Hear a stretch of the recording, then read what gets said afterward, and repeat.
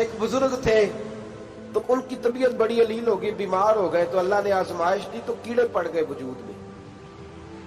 ایک کیڑا یہاں سے کھا رہا تھا، اللہ والے بڑے راضی رہتے ہیں اس کی رضا پہ. تو کیڑا یہاں کھا رہا تھا تو نیچے گر گیا، تو بابا جی نے اٹھا کے پھر وہاں رکھ لیا. کہنے لگے جب اس نے تیری ڈیوٹی مجھے کھانے کی لگائی ہے تو میں اس بات پہ راضی ہوں، تو نیچے کیوں گرتا ہے؟ بٹ ٹھیک ہے کھا، جب اس نے تجھے ڈیوٹی جو تیری لگائی. سالبہ بن عبد الرحمان ایک صحابی تھے، سالبہ غالباً نبی پاک صلی اللہ علیہ وسلم کی خدمت میں آئے، کہنے لگے یا رسول اللہ صلی اللہ علیہ وسلم غربت بڑی ہے، میرے لیے دعا کریں اللہ زیادہ مال دے. تو محبوب صلی اللہ علیہ وسلم نے فرمایا تو جس حال میں اچھا ہے وہ تیرے لیے بہتر ہے، اس میں تو ہے وہی حال تیرے لیے. مشکل ہے نا یہ جواب سننا. کہتے پیر صاحب فلان جگہ سے تویز آیا، وہاں تو وارے نے آرے ہو گئے، تو آپ کے ہاں. تو میں کہتا ہوں یہ تویز دینے والا اگر تویز دے کے امیر بناتا ہے تو پہلے خود کیوں نہیں بنتا؟ یہ خود تو 150 کا تویز بیچ رہا ہے، اپنی بیچارے کی حالت یہ ہے. اگر اتنا ہی تویز اس کا چلتا ہوتا تو پہلے 5 پجاروں اس کے دروازے پہ کھڑی ہوتی. عجیب چکر ہے اور عجیب جگہ لوگ الجھ گئے، سمجھتے ہی نہیں بات کو. یا رسول اللہ صلی اللہ علیہ وسلم دعا کر دے، تو محبوب نے کیا فرمایا؟ فرمایا تو جس حال میں ہے نا وہ حال تیرے لیے بہتر ہے، اسی میں رہ. کہ نہیں حضور دعا کرے. فرمایا سالبہ تو باز آ جا. حضور دعا کرے. فرمایا تو باز آ جا. 2-3 دفعہ کا ضد کی. محبوب نے فرمایا جا، پھر اللہ تجھے زیادہ پیسے دے گا. چند بکریاں خریدی، اتنی برکت ہوئی کہ بکریوں کے ریوڑ بن گئے. پھر کچھ بکریاں بیچ کے گائے خرید لی، ان کے بھی ریوڑ ہو گئے. پھر کچھ اونٹنیاں لے لی، ریوڑ ہی ریوڑ. پہلے 5 وقت مسجد میں آتے تھے، اب فجر اور عشاء رہ گئی. پھر مال زیادہ ہوا تو مدینے شہر میں کوئی جگہ ہی نہیں، مدینے سے باہر حویلی خریدی، پھر جمعہ ہی رہ گیا. جمعے کے جمعے آتے. زکوٰۃ کا حکم آیا. میرے نبی کریم علیہ السلام نے حضرت ابو ہریرہ کو بھیجا، فرمایا جا اسے کہہ تیری زکوٰۃ بنتی ہے 2.5%. 10 کروڑ روپیہ ہو تو کتنی زکوٰۃ بنتی؟ بھئی 1 کروڑ کی 2.5 لاکھ ہوئی نا، تو 10 کروڑ کی کتنی ہوئی؟ تو بڑی مصیبت ہے جب بینک سے میسج آتا ہے نا کہ 25 لاکھ نکل گیا تیرے اکاؤنٹ سے. بہت بڑی مصیبت، بڑی ٹینشن ہوتی ہے. ایک صاحب میرے پاس آئے، ان کی زمین اچانک مہنگی ہو گئی. اچانک پہلے کچھ 15-16 لاکھ کی ایکڑ زمین تھی، پھر وہ کروڑ کی ہو گئی. تو میرے پاس آئے، کہنے لگے وہ 10 کروڑ روپے بنتے ہیں تو زکوٰۃ. تو میں نے کہا آپ نے کیا کیا؟ زری زمین پہ عشر آتا ہے، اس پہ زکوٰۃ نہیں آتی، تو آپ نے کیا کیا؟ کہنے لگے وہ کچھ سوسائٹی کے رول کے مطابق میں نے فائلیں وغیرہ لے لی ہیں، اب میں نا کبھی موقع آئے گا تو ان کو بیچوں گا. تو میں نے کہا اب تو آپ کا یہ مال ہو گیا بزنس کا، تو اب تو اس پہ زکوٰۃ آئے گی. 10 کروڑ پہ جب 25 لاکھ سنا تو کہنے لگے فوراً دینی پڑتی ہے کہ تھوڑی تھوڑی سے بھی کام چل جاتا ہے؟ تو میں ان کا چہرہ دیکھنے لگا. میں نے کہا نہیں وہ تو آپ کو پتا ہے. ویسے حضرت عمر فرمایا کرتے تھے بانٹ کے نہ دو، کوشش کرو کسی ایک کو دو، چلو کسی کا تو کچھ بن جائے. تو ایک کو دینی چاہیے. کہنے لگے تو مطلب یہ ایسا ہی حکم ہے؟ میں نے کہا آپ کسی اور سے تحقیق کر لیں. اب یہ بھائی لیتے وقت نہیں تجھے ٹینشن ہوئی کہ 15 لاکھ کا کروڑ ہو گیا، تو اس وقت کبھی تو نے کہا کہ یا اللہ تو یہ کیسی سوچ ہے مسلمان؟ کس طرح کا اس کا؟ ہمارے ہاں جب کسی آدمی پہ حالات خراب ہوتے ہیں نا تو سب سے پہلے وہ اس طرح کرتا ہے کہ جو میں کہیں اللہ کے رستے میں دیتا ہوں پہلے اسے بند کرو. جس رستے تجھے آ رہا تھا پہلے تو نے وہ رستہ بلاک کیا. حضرت اسماء بنت ابی بکر صدیق کہتی ہیں میں حضور کو مسجد کے لیے، ادارے کے لیے، صحابہ صفہ کے لیے کچھ دے رہی تھی، تو میں نے گننا شروع کیا تو حضور مسکرانے لگے. حضور مسکراتے کیوں ہیں؟ تو فرماتے لگی، محبوب فرمانے لگے اسماء اللہ کے رستے میں گن گن کے نہ دیا کر، ورنہ وہ بھی تجھے گن گن کے دے گا. تو اس کے رستے میں بے حساب دے، وہ بھی تجھے بے حساب ہی عطا فرمائے. لیکن پہلے یہ والا پہلے دروازہ بند کرو، یہاں سے پیسے ختم ہو رہے ہیں. تو اس طرح کرنا بھائی. اس دفعہ سوٹ ذرا گرمیوں والے نہ خرید، لیکن جو تو اللہ کے رستے میں دے رہا ہے اسے دیتا رہے. لیکن ہم اپنا نقصان کرتے ہیں، زیادتی کرتے ہیں اپنے ساتھ. میں نے آپ کو پہلے بھی بتایا تھا پیار کی بولی ہے، پھر بولتا ہوں. ایک بڑے بڑے پیار والے دوست ہیں، ایک دفعہ مجھے کہنے لگے کہ آپ کئی دفعہ اعلان کرتے ہیں تو مجھے اچھا نہیں لگتا، اور آپ ادارہ بھی بہت زیادہ بننے والا ہے، بڑی چیزیں میں دیکھتا ہوں جو ہوں تو بڑا نظام اچھا ہو جائے، آپ دعا کریں اللہ مجھے پیسے دے تو میں بڑے سارے خرچ کروں گا اس کے راستے میں. تو میں نے کہا یا اللہ اسے 10 کروڑ دے، یہ 9.5 کروڑ تیرے رستے میں دے دے گا۔ تو وہ چپ کر گیا، جس طرح آپ نہیں کر گئے سارے، وہ چپ کر گیا وہ بھی۔ اس نے کہا جی نہیں جی انشاءاللہ کریں گے۔ تو میں کیا بھلیا جی تے دعا پہ ہوں، ابھی تو وہ آئیں گے تو تب دیکھی جائے گی، تو یہیں اڑ گیا ہے۔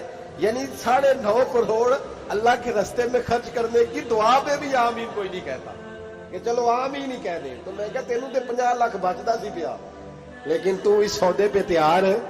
جب یہ سوچ ہوتی ہے، یہ غلط سوچ ہے، یہ بات تو اگر تم مسکرانے والی، لیکن یہ سوچ صحیح نہیں۔ حضرت عثمان غنی رضی اللہ تعالیٰ عنہ کہتے ہیں جس وقت نبی پاک صلی اللہ علیہ وسلم نے اعلان کیا نا جنگ کے موقع پر کہ 800 سپاہیوں کا خرچہ چاہیے، کہتے ہیں میرے پاس 600 کا تھا۔ یہاں ایک روایت میں حضور نے 1000 کا اعلان کیا تو میرے پاس 800 کا تھا۔ جب 2-3 دفعہ نبی پاک نے اعلان کیا تو کہتے ہیں میں نے کھڑے ہو کے کہا یا رسول اللہ پورا 800 میری طرف سے۔ کہتے ہیں میں نے 200 سپاہی کا خرچہ ادھار اٹھایا، لیکن پورے 2 مہینے نہیں گزرے تھے، رب کریم نے مجھے کئی گنا کر کے پیسے واپس عطا فرما دیے۔ پر بات تو یہ ہے کہ تیری وہاں لو لگی ہو، تو تجارت کرتا ہے ان لوگوں کے ساتھ جو کیا دے سکتے۔ تو سالبہ کے پاس حضور نے پیغام بھیجا، پہلے تو کہا تیرے لیے بہتر نہیں مال، جب اصرار کیا تو بڑی برکت ہو گئی، بڑا آیا تو فرمایا زکوٰۃ دے، 2.5% زکوٰۃ ہے۔ اب جب سوچا کہ 5 اونٹوں پہ ایک بکری جائے گی اور بڑا سارا مجھے دینا پڑے گا، اب جب غور کیا تو یہ تو نہ کہا کہ میں نہیں دیتا۔ حضرت ابو ہریرہ سے کہنے لگے نبی کریم علیہ السلام کی خدمت میں عرض کرنا کہ میں خود آؤں گا۔ حضرت ابو ہریرہ نے آ کے عرض کی یا رسول اللہ صلی اللہ تعالی علیہ وسلم، حضور وہ کہتے تھے میں خود آؤں گا۔ تو کہتے ہیں محبوب نے ٹھنڈی سانس لی، فرمایا اسے کہا تھا کہ تیرے لیے مال بہتر نہیں، اب ہلاک ہو گیا، ہائے افسوس ہلاک ہو گیا۔ ان کو بھی تھوڑی دیر کے بعد احساس ہوا کہ یہ میں نے کیا کیا، نبی پاک کو ہی کہہ دیا نہیں ہے، حضور کو کہہ دیا بعد میں آؤں گا۔ اب دوڑے آئے، عرض کی حضور میں سارا کچھ لے کے آئے ہوں، قبول کر لیں۔ محبوب نے فرمایا گویا بلال حبشی کی خشک کھجور بھی قبول ہے، اور صہیب رومی ایک اٹی بان کی لائے تو وہ بھی قبول ہے، اور عمار بن یاسر اور مصعب بن عمیر اگر 2 دینار دے جائیں اور کوئی پرانا جوڑا کسی سپاہی کے لیے چھوڑ جائے تو وہ بھی قبول ہے، لیکن تو اپنا لاکھوں لے کے چلا جا، تیرا کوئی نہیں قبول، معاف کر دیں۔ فرمایا جا معاف کیا، پر پیسے لے کے نہ آنا۔ اگلے سال پھر آئے، بندھے ہوئے ہاتھ ہیں، محبوبہ میں دولت کا کیا کروں، آگ لگانی ہے، قبول کر لیں۔ فرمایا تو لے جا، تیرا نہیں قبول، گرا جو ان کی نگاہ سے وہ سنبھل نہیں سکتا۔ حضور نے وصال ظاہری کیا تو جناب صدیق اکبر کے پاس آئے، لاکھوں کا مال، ابو بکر قبول کر لو۔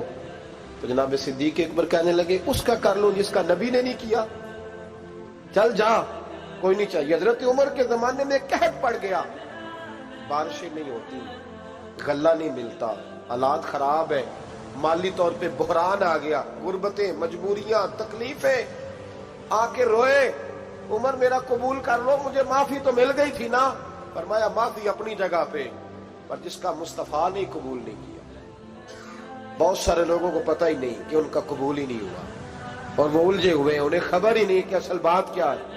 فرمایا جس کا مصطفیٰ کریم نے قبول نہیں کیا، اب ہیرے اور جواہرات بھی لے کے آئے تو بھوکے مریں گے، پر اس کا قبول، اس بات پہ راضی رہو، اس حال میں اللہ نے رکھا ہوا، اس حال میں راضی رہو۔ جو مصیبت ہے نا دیکھنی کہ وہ بھی میرے پاس، تمہیں کیا پتا، کبھی پوچھ تو صحیح اس سے وہ کس مصیبت کا شکار ہے، جو مالی طور پہ بڑا امیر ہے، تو اس کی طرف دیکھ کے اپنا دل برا کرتا ہے۔ بس جس حال میں رب نے رکھا ہے اس حال میں رہ۔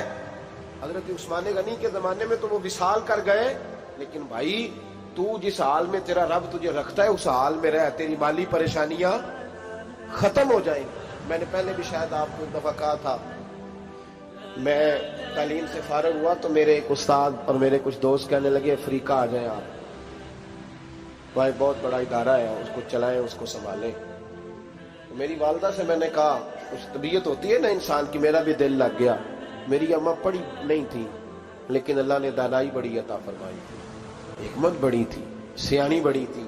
تو میں نے کہا اماں جی وہ مجھے ساؤتھ افریقہ کی دعوت ہو رہی ہے، تو آپ کیا کہتی ہیں؟ تو اٹھ کے میرے پاس آ گئی اور مجھے انہوں نے اپنے بازوؤں میں لے لیا، फिर मेरा माथा चूमा, कहने लगी पुत्र मैं तो बाल भी ना पोट के देवा किसी ने, हमने दौलत का क्या करना, तू अल्लाह का नाम लेके कहीं बैठ जा, रब करीम रौन के लगा देगा, खैर हो जाए। तो मेरे भाई याद रखें, इन चीजों से थोड़ा सा देखें ना, कनात करें, जो अल्लाह ने दिया उस पर राजी हो जाए। अल्लाह बड़ा मेहरबान है, वो आसानियां कर दिया करता है। तो याद रखें, मेरे रसूल करीम अलैहिस्सलाम ने एक तो हमें दर्स ये दिया है कि तू समझ जा, कुरान ने हमें बताया है कि रोजी तेरी जिम्मेदारी नहीं, रोजी किसकी जिम्मेदारी है? अल्लाह की। और दूसरी बात ये कि जो अल्लाह ने तुम्हें दिया है उस पर तू राजी हो जा, तेरी माली परेशानियां खत्म हो जाए। और फिर हुजूर सल्लल्लाहु अलैहि वसल्लम ने फरमाया मजहबी तौर पर जब देखो तो आगे देखो, और दुनियावी तौर पर जब देखो तो पीछे देखो, परेशानी खत्म होगी। मजहबी तौर पर जब देखो, जो 5 नमाजें पढ़ता है वो तहज्जुद पढ़ने वाले को देखे, और जो तहज्जुद पढ़ता है वो इशराक चाश्त पढ़ने वाले को देखे, और जो बंदा इशराक और चाश्त पढ़ता है फिर उसको देखे जो सारा दिन मुस्तफा पे दरूद पढ़ता है। ऊपर ऊपर देखे कि मैंने और नेक होना है, और नेक। और जब माली मामला है तो फिर नीचे देख, अगर तू बैठा ना पजारों पे तो फिर टूडी वाले पे नजर कर, उसका क्या हाल है। और अगर तू वहां बैठा है तो देख, मेहरान वाला भी तो गाड़ी चला ही रहा है, और अगर तू वहां है तो मोटरसाइकिल वाला देख, और तू वहां है तो फिर साइकिल वाले पे नजर, और अगर तू साइकिल वाला है तो पैदल वाले को देख, अगर तू किराए के मकान में रहता है तो फिर झोंपड़ी वाले को देख, और अगर तू झोंपड़ी में रहता है तो फिर भी परेशान ना होना, कुछ ऐसे भी हैं जिन्हें झोंपड़ी भी नसीब नहीं, जो सड़क पर लेटे हुए। और अगर तू तंदुरुस्त है ना तो कभी जाके अस्पताल में देख हाल क्या है, लोग किस हाल में। तो हम शुक्र नहीं अदा करते, उसका नुकसान क्या होता है, नेमतें चली जाती हैं। अल्लाह फरमाते हैं लाइन शकर तुम लाज़ीदन्नकुम, तो शुक्र अदा कर, मैं नेमतों में इजाफा कर दूंगा। तो भाई माली परेशानी का तीसरा सबब यह है कि हम देखते हैं माली तौर पर ऊपर, तो फिर हमें तबीयत बिगड़ती है। और फिर माली परेशानियों के कुछ और असबाब भी हैं। इमाम शाफी फरमाते हैं जिन घरों में लोग फजर की नमाज के वक्त सोए होते हैं उन घरों में रिस्क नहीं आता। आप फरमाते हैं फजर का वक्त अल्लाह के देने का वक्त है, उस वक्त अल्लाह बांटता है। हुजूर सल्लल्लाहु अलैहि वसल्लम का फरमान है ना हदीस में कि तहज्जुद के वक्त अल्लाह पहले आसमान पे नुज़ूल जलाल फरमाता है जो उसकी शान के लायक है तहज्जुद के वक्त, और वो कहता है मांगो मैं तुम्हें अता करूंगा। लेने की बारी आए तो बंदा समेट समाट के अंदर घुस जाए। हमारे यहाँ ये होता है कि इशा के बाद बच्चे बैठते हैं मोबाइल लेके, तहज्जुद का वक्त आता है तो उनकी आंखें बंद होनी शुरू होती। तो लेने के वक्त तो तू सोया था, तेरा मसला कैसे हल होगा भाई? जब कोई आदमी खैरात बांट रहा हो तो जो प्याला पीछे कर ले उसे मिलेगा? कहते उस वक्त आना जब मैं बांट रहा था, अब तो किधर आ गया है?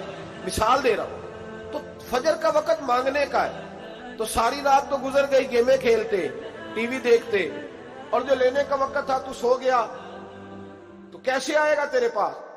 तो उठे सवेरे, बंदों से मांग के देख लिया, बड़ी इज्जतें खराब हुई। फजर का वक्त उठ के झोली फैलाए।